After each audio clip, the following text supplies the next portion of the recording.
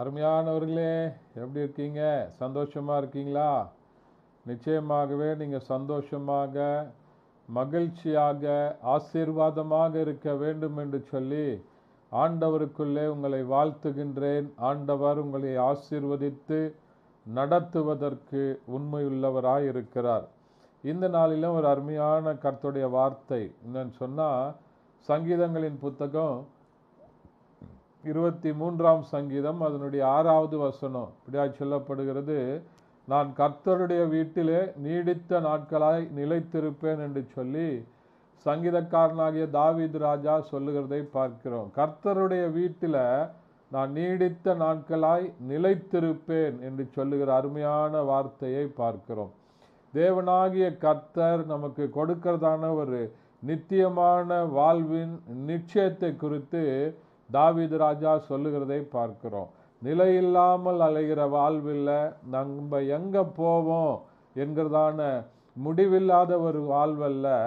கிறிஸ்தவ விசுவாச வாழ்க்கையில் நீங்கள் நானும் இயேசு கிறிஸ்துவனுடைய இரத்தத்தினால கழுவப்பட்டு ரட்சிக்கப்பட்ட அனுபவத்துக்குள்ளே நம்ம இருக்கும்போது நித்தியத்தை குறித்ததான ஒரு உணர்வை, நித்திய வாழ்வை குறித்ததான ஒரு நம்பிக்கையை, விசுவாசத்தை ஆண்டவர் நமக்கு தருகிறவராக இருக்கிறார். இந்த உலகத்தாரை போல நம்ம ஒரு கேள்விக்குறியான வாழ்க்கையோடு கலந்து போகாம ஆண்டவர் என்னோடு கூட இருக்கிறார். இந்த உலகத்தில் நான் மனுஷனாக உயிரோடு கூட இருக்கிற வரைக்கும் ஆண்டவர் என்னோடு கூட இருக்கிறார்.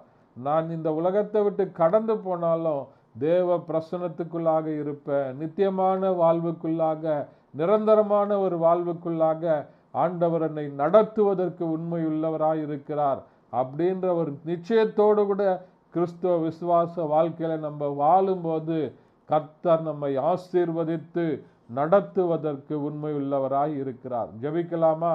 பரிசுத்த பிதாவே, உம்மை துதிக்கிறோம், உம்மை ஸ்தோத்தரிக்கிறப்பா. இதனால கேட்ட வசனத்தின்படி நித்திய வீட்டில மகிழ்ச்சியாய் சமாதானமாய் இருக்க உதவி செய்வீராக. நீடித்த நாட்களாக நான் கர்த்தருடைய வீட்டில் நிலைத்திருப்பேன் சொன்னது போல நிலையான ஒரு வாழ்வை குறித்து ஆண்டவரே இந்த நாளில் எங்களுக்கு பாராட்டின தயவுக்காய் உமக்கு ஸ்தோத்திரம். இயேசுவின் நாமத்தில் பிதாவே, ஆமென். தேங்க்யூ. God bless you.